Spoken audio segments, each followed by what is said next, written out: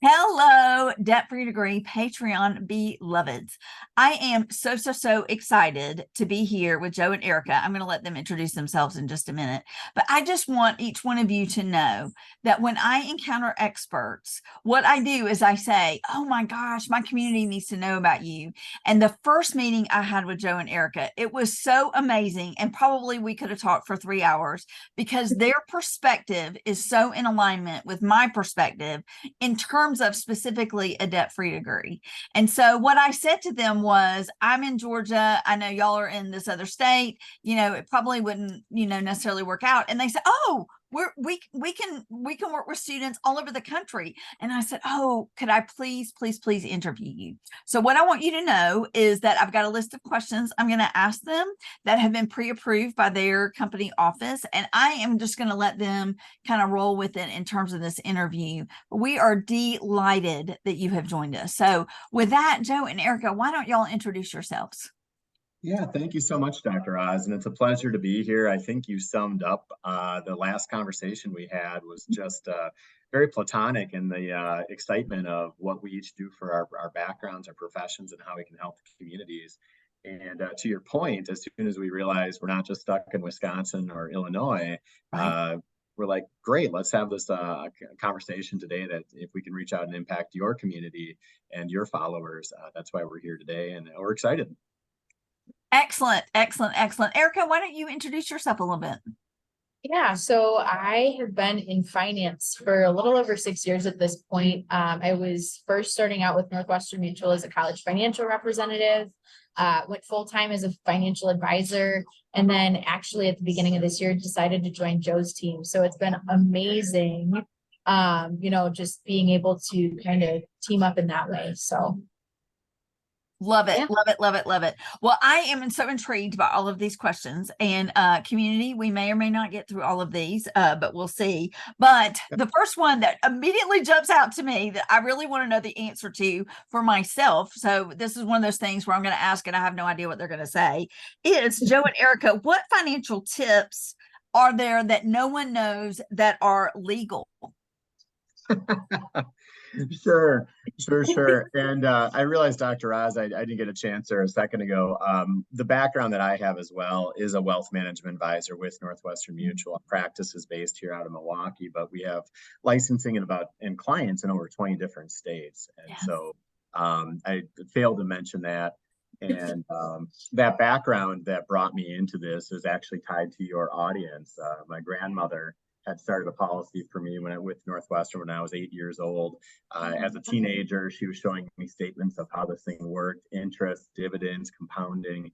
And by my 20s, after school, I was kind of off on my own financial independence, but it was thanks to that journey that grandma had started. So anyways, but to the point that you just asked the question there, I think the thing that maybe kind of Eric and I can share is that people aren't aware that how a Roth IRA can work or Roth dollars works. The government will tax you on the income you earn, right? So anytime you earn income, they'll throw their state tax or federal tax on there. But a Roth IRA is a savings vehicle, a savings tool that you've already paid tax on your money, but all the growth of that account is now tax-free the rest of your life. Wow. So ideally for our younger clients, they can set up Roth, pay tax when their income and their taxes are really low, get it into that account, and as it grows throughout their lifetime, they never have to worry about when they take it out in the future if they're in a higher tax bracket.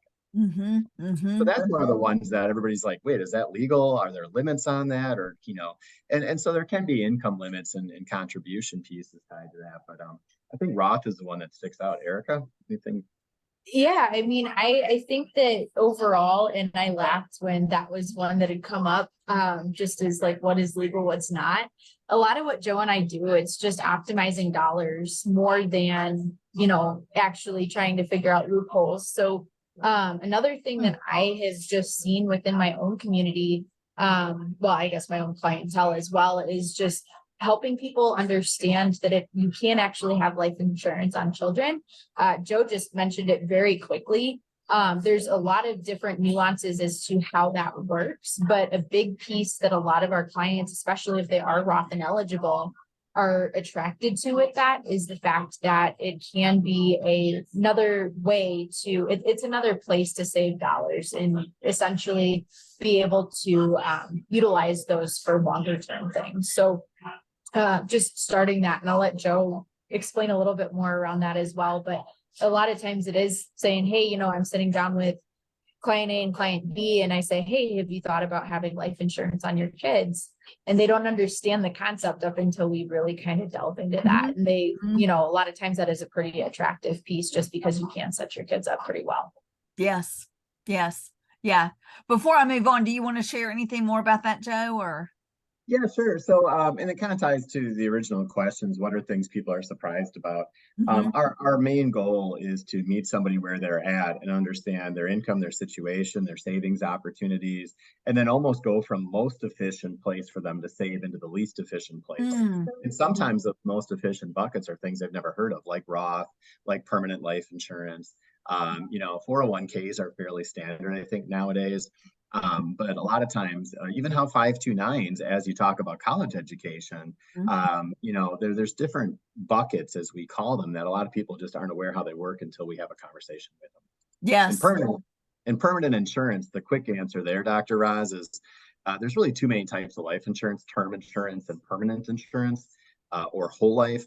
Term is just basically a pure death benefit, pure what if. It's great for young families because in the event of a what if, term insurance can fit every budget. Permanent insurance, though, takes the death benefit aspect, makes it permanent throughout a person's lifetime as opposed to a term of time, and then also adds a savings component tied to it. And so that savings, we call it a living benefit. The savings can be used throughout a person's lifetime before waiting for the eventual death. So a permanent policy can be savings and insurance kind of tied together. Wow. Okay. Excellent. Excellent. Well, that's a new term to me because I would have known the other term. What did you say? Full life? But not whole life. permanent. Whole life. Whole life. Whole life. Yep. So I would have heard of that, but not necessarily permanent. So I absolutely love that. I love too, Erika, that you said your perspective, you all's perspective, like your philosophy is all about optimizing dollars and not finding loopholes. And for me, that again is in alignment, because to me, optimizing dollars, that's from a place of abundance. That's from a place of saying there's plenty out there. Let's make sure that we maximize it. So one of the things I talk about with the Patreon community is OPM, which is other people's money. How are we going to maximize that? And so what I find is helping people who are putting a lot of energy into finding the loophole, that is oftentimes a losing battle, you know, and so that maximizing piece, I love it. So what are the best ways that you all would say are out there for saving? So you can put it in whatever terms you want to: saving for education, saving for retirement, saving for, you know, your grandchild. What does that look like? What are the best ways to do that? I think you've touched on it, but I want to hear a little bit more about that. Yeah. Go ahead, Eric. Go ahead. You go ahead. All right. A little bit of background noise there too. So what we really do, Dr. Roz, and Erika had highlighted this on some of the pieces we put together for today's conversation, is we really always want to take care of the person themselves first and their own financial stability before ever allocating out resources to those around them. So that may actually include children. There's an analogy that I think kind of aligns with the conversation in your community. Now, ideally, you would not like to take a loan out. You'd love to use other people's money. But the phrase that we use is you can take a loan for education, but you can't take a loan for retirement. Yes. And we need to be able to be financially sound ourselves before we start allocating our resources, whether it's kids or other family members. Yes. So Erika and I really preach going through a budget, understanding what comes in through the front door. What are the current expenses going out? Are there areas of opportunity for cost savings? Maybe it's looking around and repricing home and auto insurance. Maybe it's looking around and just a second set of eyes on the budget to say, hey, do you really need that extra cup of coffee every month or every week? And so that then kind of gets us to, if there is a surplus, we put that surplus into a timeline. And we call that the savings timeline. And short-term savings would be cash on hand, CDs. Right now, high yield savings accounts are becoming more popular. Short-term money is usually, though, emergency fund, upcoming purchases, expenses. Maybe it's that down payment for the upcoming house, for example. But short-term isn't the most efficient from a tax perspective or from a growth perspective. Right. So then once you get past short term, you move more into middle term. And we would say 3+ years until you reach about age 59 and a half. And 59 and a half is important because that's when you can technically touch your retirement accounts without taxes or penalties. So middle term accounts, though, might be the equity inside of life insurance, inside of a permanent insurance policy. Maybe it's the equity inside of real estate. And some of those come up with funding education, for example. But then also long-term accounts would be your 401ks, your IRAs, your Roth versions of those accounts, maybe annuities, pensions. And so when we look at those different buckets, short, middle, long-term, we really have to understand from the client, if they have extra money, the short-term goals are the nearest, right? We need to save first. But if we have that overflow or abundance, then you can start waterfalling into those other buckets. And again, we need to know how somebody's tracking for their goals before we can start to say, hey, now we need to add in new goals.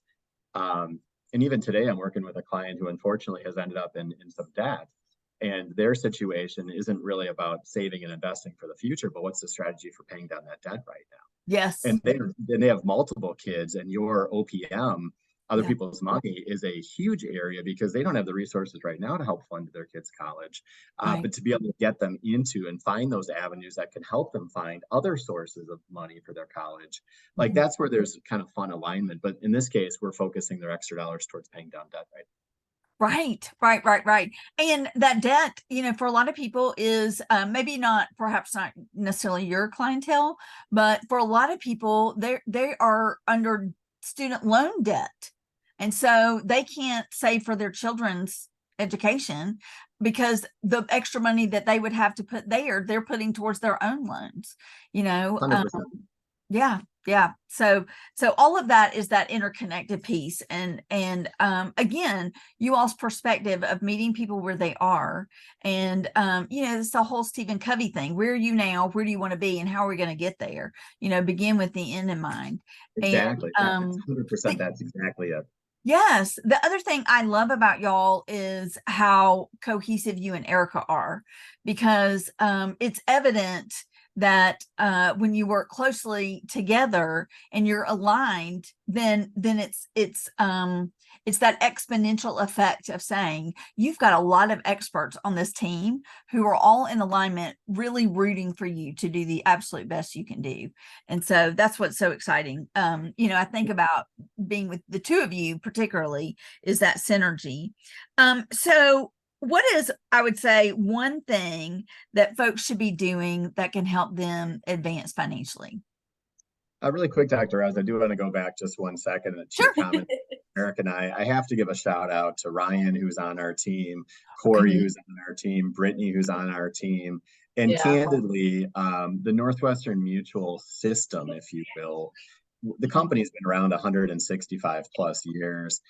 They do an amazing job training their field force, including us. They put us in touch with amazing speakers, great conferences. Like Eric and I are just a small portion of that overall system, but we are truly blessed to be in the system that we are. And that synergy and energy you see is actually a pretty contagious part of our Northwestern Mutual networks, if you will.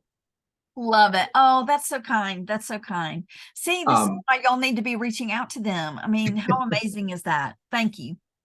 But you might need to restate your question. I just had to give a shout out though to the other part of the team that wasn't here. No.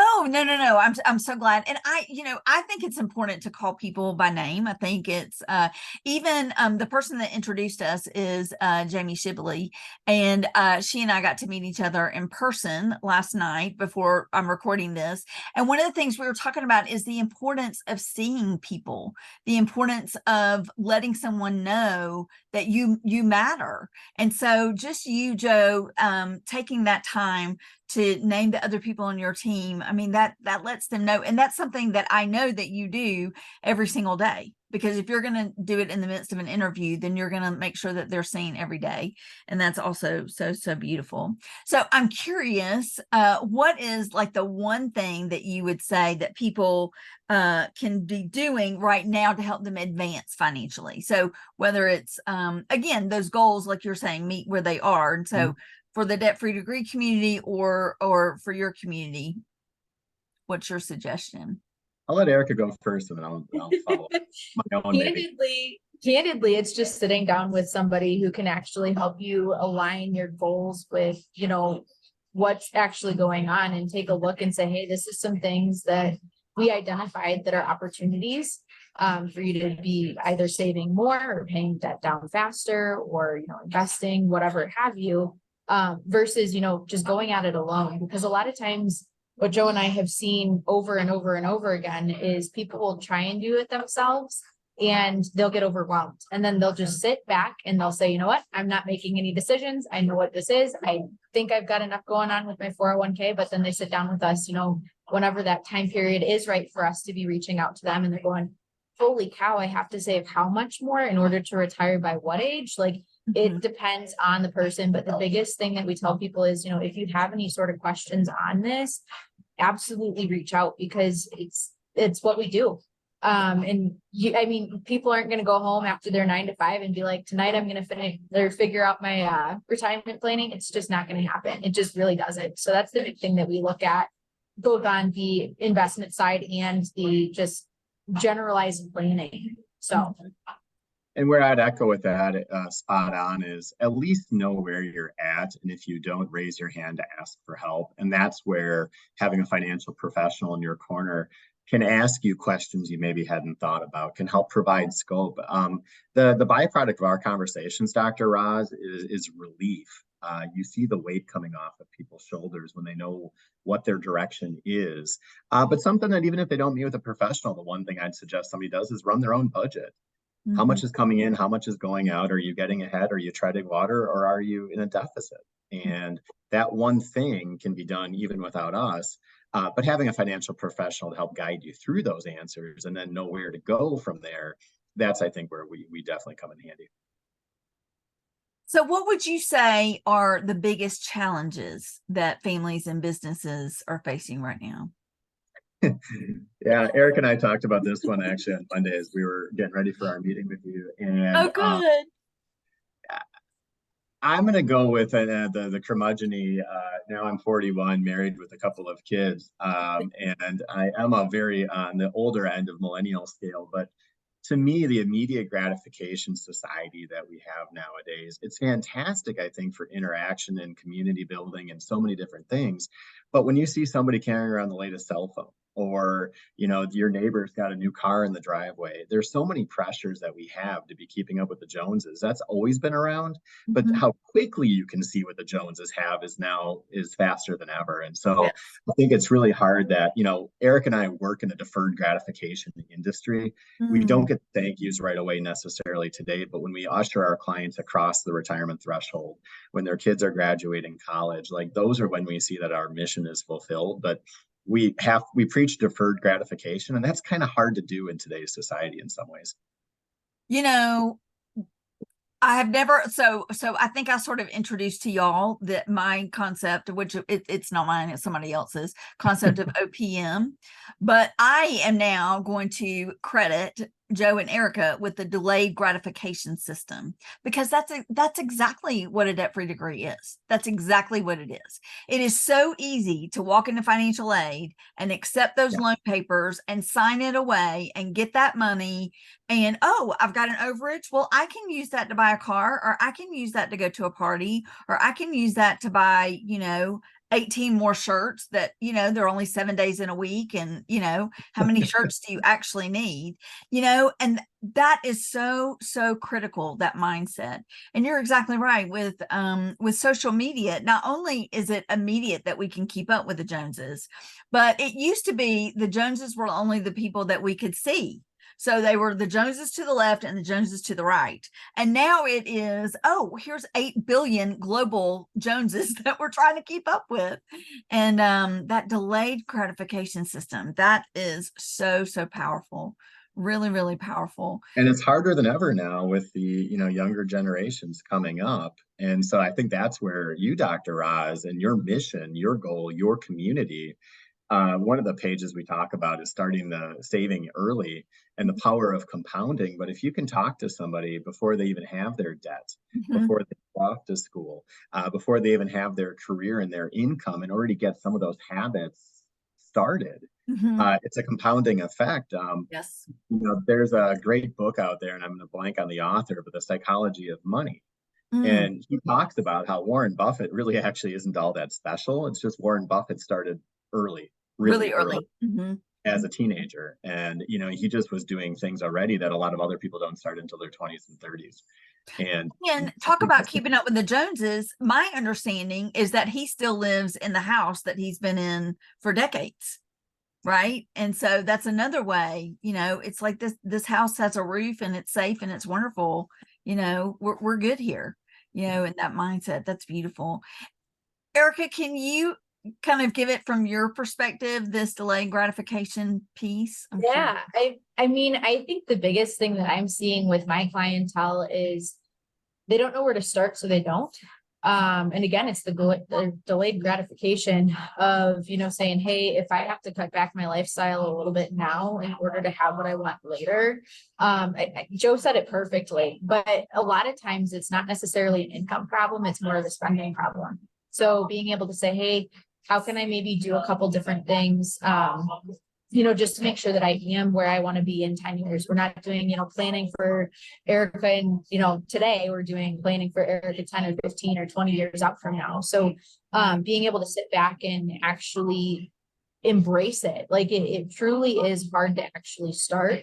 But if you can start just even somewhere, it's better than not doing anything. It's, as simple as, hey, I'm going to do a little bit of an auto save. I'm not even going to see it on my bank account because it's going to go into a high yield savings account. Again, shout out to those. They're a lot hotter right now than I think they ever were before. But if it's just an auto transfer, you're going to get used to not having that money in your bank account for spending. And it has to be something. I would say probably 85 to 90% of what Joe and I do is actually just accountability. It's accountability and being able to help people find out what they should be doing and making that more efficient. But truly it is just starting. So yeah. Personal trainers for our clients' financial health. That was always one that resonated. Love it. Love it. Love it. Love it. Well, being significantly older than you, Joe, not on the upper scale of millennial, but in that other generation, the fact that you called yourself millennial and curmudgeonly, I was like, no. So you're not giving off a curmudgeon vibe at all. And so I think that needs to be dropped from your vernacular. You could be, I'm the cool hip dad that's a millennial dad. That, aspect of seeing in your 40s versus your 30s and your 20s, the things that kind of irk you. There's just a few more of them that have irked me. And anyways, yeah. Yes. There's a little bit more wisdom there, but yeah, no, Joe is one of the most optimistic people I know. Yeah. Wisdom is there. Curmudgeon is not. Yes, exactly. Well, I have so many things I want to, continue to go in this conversation. And also, I want my community to watch it. And so, I just appreciate you all so much. Are there any last things that you would like to share? Or there was one thing that you said, Erika, that I don't know if this is, veering into, so, okay.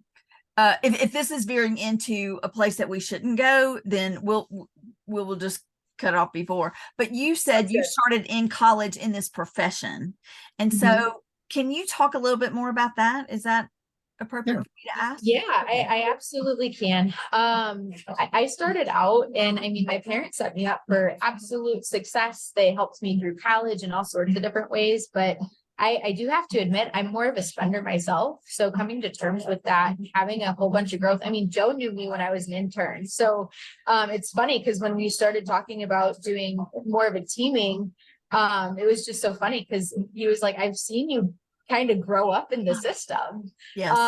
And I I'm now 26, almost 27. So being able to look back and say, hey, like this was maybe not necessarily something that was, the best piece. Credit cards, that was something that I struggled with when I was super young. And if I could go back in time and throw a shoe at my head every time I was about to swipe the credit card on something I didn't need, I absolutely would. But I mean, I think that even that provides some level of wisdom. I mean, I have to give out a shout out to my little sister. She's not actually in finance or anything yet, but she's at the University of Tampa, very much using other people's money to go there. And the biggest thing that I've told her is if you have somebody who has questions, just don't hesitate to connect us, because I can help them figure out what they should be doing. I can give a little bit more of that coaching advice. There's going to be a better perspective potentially, just because I have made some of the mistakes, but growing up and being able to say, hey, like this is where you can do things and this is where you need to maybe improve. Again, it's not, I always tell people there's no dumb questions when they're talking with us, and this is not a place of judgment, because Joe and I have heard it all at this point. So the biggest thing that I'll tell people is just being able to actually have that. I did grow up a lot within just Northwestern Mutual and everything else, and realizing, hey, like, even though I was 21 when I first started, being able to see a little bit more of what that effect had, just through being able to meet with people and understand more about their own struggles and be able to coach them and, model that after myself. A lot of us have said you're going to be your best client. Like yes. You need to be your own best client. You need to be the person who can walk the walk, talk the talk. So when I finally started to make some of those realizations, that was where I was like, okay, like this is going to be a better career for me than I think I even realized when I first got into it. So yes. Yeah. Love it. Love it. Dr. Oz, the one thing I'll share kind of in wrapping up is something that we talked about in our first meeting. And I think there's, at least in the way that I grew up in a very blue collar household, there's a stigma to financial planning. There's a stigma to having a financial advisor.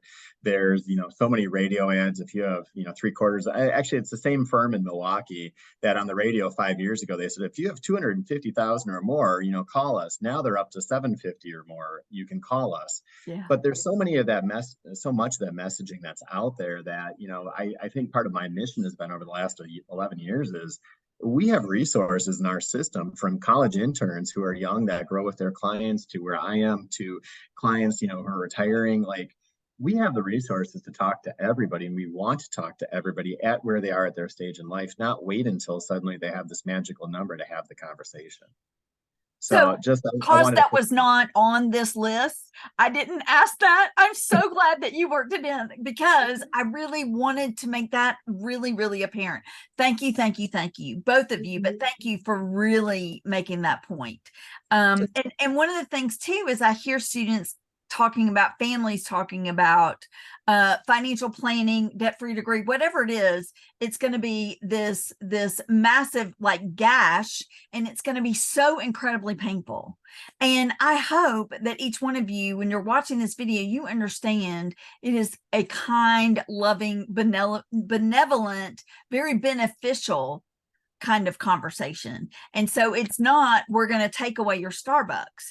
It's, we're going to reimagine Starbucks. And so there may be a time that, yes, you get Starbucks, but maybe spending $15 a day at Starbucks is something that we could perhaps reallocate that money somewhere differently, that you may want something more long-term. So it's like tiny tweaks. And that's what debt-free degree is all about. So yes, there's the scholarship piece, but there are all these things like, okay, so you want a degree from X university. And if you want that diploma on your wall, do you understand that you can start at a community college, transfer all those credits in, and you still get that diploma that says that name? And nobody is ever going to ask you, I want to see your transcript and make sure that you did not take one class that was not at this school. It just comes down to what is it that you want? And it's a bit of semantics. Erika introduced me to her dad, and here in Georgia, the technical schools are called technical colleges. So semantics wise, if you want to be a financial planner, or you want to be a physician, or you want to be a plumber, you go to college to do that. That's critical because words matter. You all are so great with your words and so great with the way that you've explained it. So are there any last few things that Joe or Erika that y'all would like to share with our community before we close this for today? I would put it out there that also there's been something in the last few years that I do think has been a positive for society. It's people embracing who they are, their uniquenesses, their individuality. And I think the earlier somebody can be comfortable with that and their goals, whether it's tech school, university, whether it's the trades, I think it's really hard sometimes to live in shadows of like, oh, parents went to this school, this is where you have to go, or other people want something more than actually what you want. Now, granted, if you're 10 years old like my daughter, she still needs some guidance on where she wants to go and has no clue where she wants to be. But my point is, just because you see somebody else do something or somebody else wants something for you, still kind of double check that and say, is that really what I want? Yes. Before you go through or get that, I'm not going to name a name in this particular instance, but I know somebody who has 3 different degrees only to go back to the very first degree after he realized the second 2 weren't actually something he enjoyed. Yes. And you think about all that cost and all that time to go through that, where the fulfillment was right there the first time. And yes. there was a lot of stress and pressure from others around him to continue, and he really didn't have to. He could have saved all of that. Yeah, that's powerful. And actually, I love what Joe just said. And I just read an article the other day because my mom sent it to me. But she was saying, hey, she said, I think this would be super relevant. My boyfriend has 2 kids, but that was one of the pieces where, the biggest theme of the article was think about who you were when you were 10. Like what was your passion at that point? What was your driving factor? Like who were you at 10? Because you still have the innocence that you can do anything. So think about your hopes and your goals and your dreams at that point, just to say, hey, is this something that I really want to pursue? I mean, I can say from the business degree perspective, I went for marketing and management. I ended up in finance, but, there were so many people who went to school and they're like, I don't have a declared major just because I feel like this is what I should be doing. So I think there's a good, I feel like there's, a good way to make sure that you are truly pursuing what you want, because I've had a handful of friends go back to school as well. So making sure that passion is in alignment with who you truly are. Granted, not all of us are going to be, who we wanted to be when we were 10, because I'm sure a lot of us would say that was Spider-Man or, princess, like one of the princesses, something like that. But the big thing that, really resonated was make sure that you are pursuing what you want before you go and incur a whole bunch of other people's money or debt or anything else. Just because it is something that not everybody has to go to school. Like that's another piece that that you don't have to go to school. So that's something that Joe and I plan for too, is, hey, if, little Johnny doesn't go to school, how do we make sure that he can still utilize some of this money, versus having, very stringent requirements around, hey, like, this is what it has to be used for at this stage in life, whatever that looks like. So again, kind of, long-winded on that answer, but that would be like, who were you when you were 10? Like, what do you actually want to pursue? Yes. And for me, when I think back, who was I at 10? I wanted to be a teacher. And so I did that. And in many ways, Joe, back to what you were talking about, your friend that has the 3 degrees, my master's was definitely tied to the job that I was doing at the time and opened up doors for other jobs. So the master's was absolutely quite beneficial. The PhD, I'm glad I did it. It did not open the doors that I thought it would. And I am Dr. Roz because of it. And that's what my students called me. But it's not if I had not done it debt free, I would have a lot of regret, because I did use OPM, because I did get my PhD completely debt free. Then I am delighted to have spent the sweat equity to put into it. But if I still owed money on it, I would be pretty salty about it, honestly. So for a different conversation on a different day, Erika's dad, hopefully will be joining us, and he's going to talk about a different aspect of that, as far as, what is the economic outlook for folks, certainly folks with the job outlook for people with a PhD, it's tiny, tiny, tiny, tiny. And yet so many people are like, get more education, you can write your own ticket. And that's just not true anymore. Yeah. No. Well, you two are a delight and a pleasure. And I am so grateful for you. And Patreon beloveds, I am so grateful every single time you tune into one of our Pontification with a Pro. And we've been here with Joe and Erika of Northwestern. And I just am so grateful. And so in deepest gratitude, thank you for the work you do. Well. Thank you for the joy that you put out there. And y'all are amazing. And you as well, Dr. Oz. Yes. Your platform, your channel, your impact on future, generations. I mean, it starts, the area that you're servicing is key for financial freedom and success in the future. So keep doing what you're doing too. Thank you. Thanks, y'all. Join us next time. Appreciate y'all. Bye-bye.